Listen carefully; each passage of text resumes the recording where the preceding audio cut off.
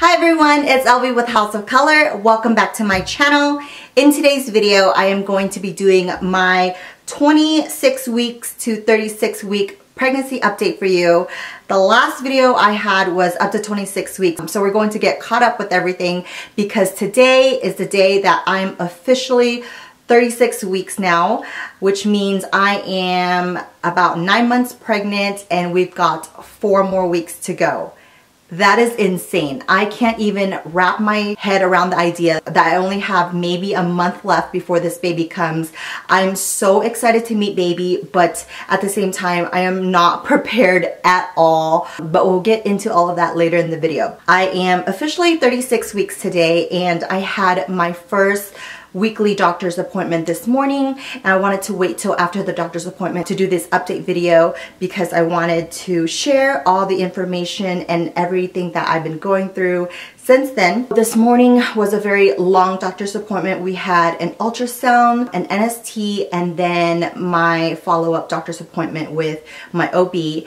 And the ultrasound went well. It only lasted for about 15 minutes. Baby is head down, and I have been feeling tons of movement in my belly. And when I say tons of movement, I really mean a lot of activity going on there. And the baby just kicks me, and sometimes you can see and feel the little foot on my belly. It's crazy. I don't remember having all this activity going on when I was pregnant with my other two. Maybe it's just been a long time since I've been pregnant. I just don't remember it being this active. It's really nice to feel this, and I just feel like we're communicating very well, and I feel like it's baby's way of talking to me because every time I feel like, oh, are you there? Hello? Baby ends up kicking me or something, and it's really cute. After my ultrasound, I went and had an NST, which is a non-stress test. I was in and out of there in 15 minutes. I remember when I was doing NSTs twice a week with Jameson,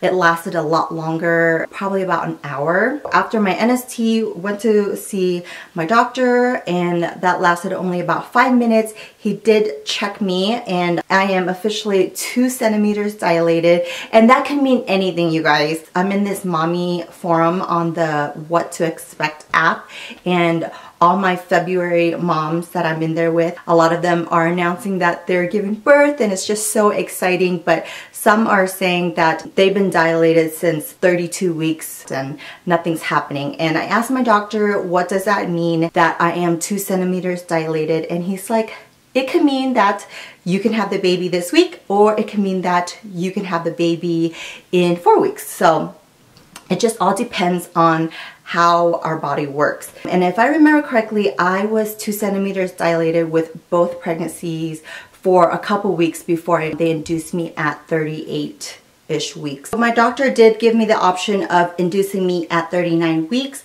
but I told him that I would prefer a natural birth and let my body do its thing, especially since I'm not having any complications with this pregnancy.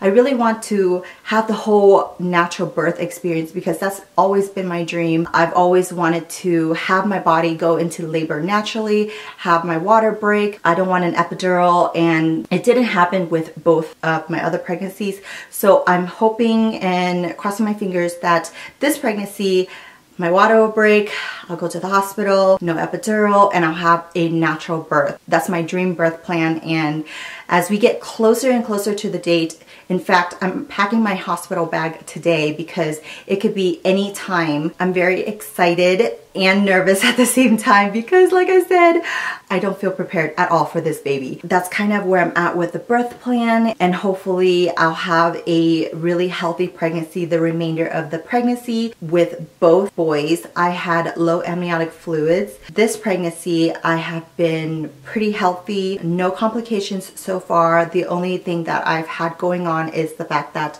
I am low on iron, which I am taking iron pills for. So that's the only thing that's been going on with this pregnancy. But other than that, I have been fairly healthy. My doctor did say that I am now considered high risk because I am 35 years old, but I just turned 35 a couple weeks ago. Plus, I live a pretty healthy lifestyle. I don't drink, smoke, or eat anything crazy. So he's allowing me to go up until 41 weeks. He said that if I don't go into labor naturally by 41 weeks, then he will go ahead and induce me. But I do have the option of him inducing me at 39 weeks. So let's cross fingers. Some of the other symptoms that I'm having is I was having a ton of pressure down there. And I expressed to my OB that I just feel like baby is coming because the pressure is just insane. But the pressure has kind of diffused a little bit. I do still feel a lot of pressure, but it hasn't been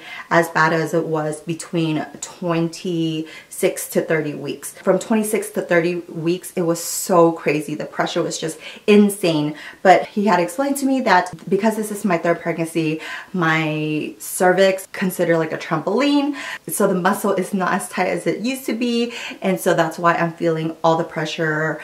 And I'm like, cool. Trampoline cervix, that's cool. And he did say that as long as I am not bleeding or having contractions, I'm all good, which I'm not. I wish I was having more contractions or Braxton Hicks.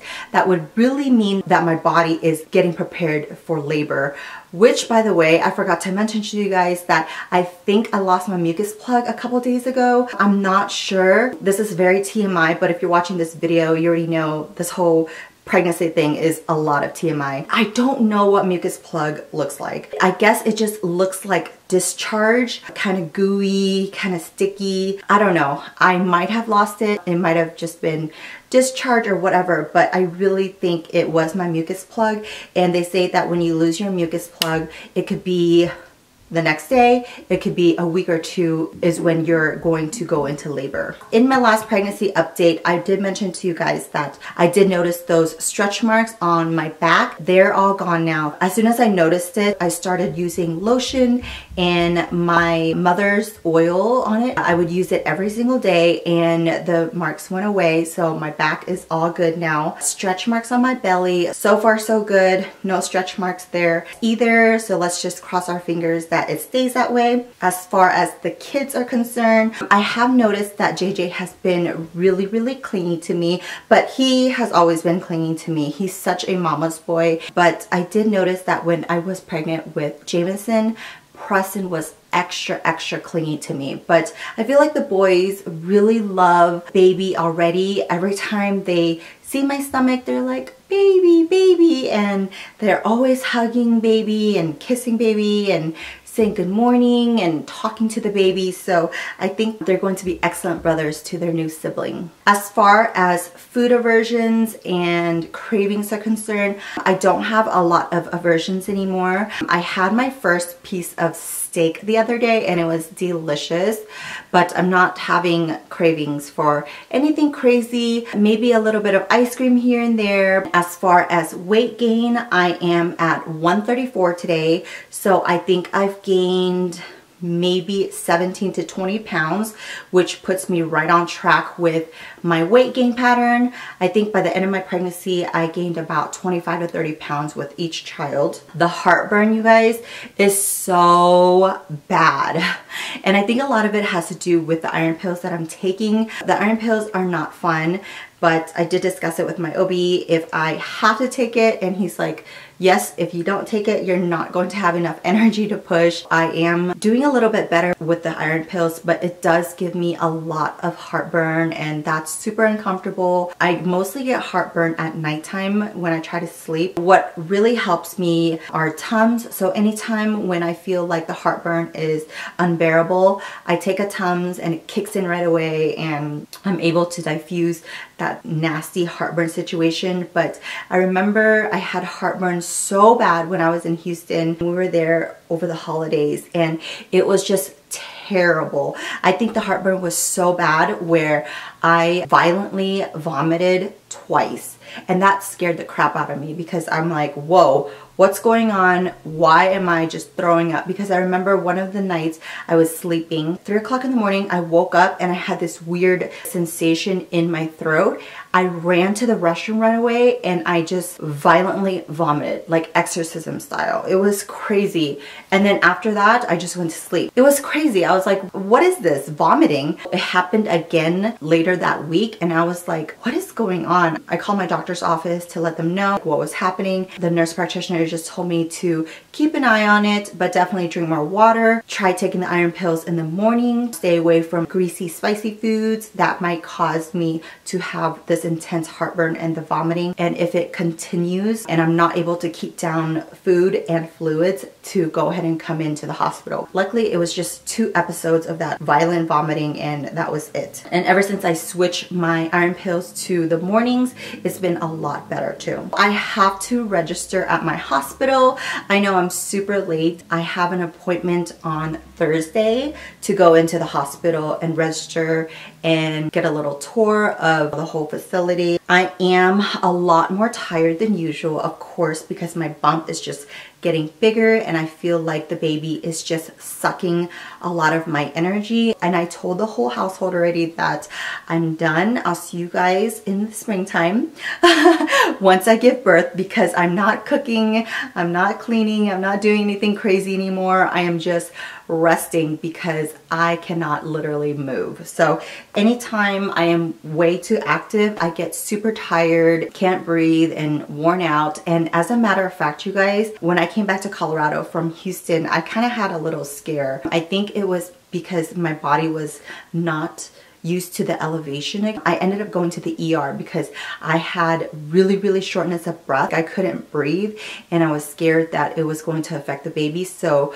I went into the emergency room. They took my vitals and everything checked out. I fell asleep in the ER waiting room, and when I woke up I was feeling fine. So I ended up leaving because there was 50 people in there that looked terribly sick, and I had to remove myself from that environment because I didn't want to get sick. These people are way more sicker than I am, so I am just going to leave before I catch something that I'm not supposed to. My weekly appointments start this week, so next week I have another long appointment with an ultrasound, an NST, and then a doctor's follow-up. I'll be 37 weeks next week, and then 38, 39, and then 40, you guys.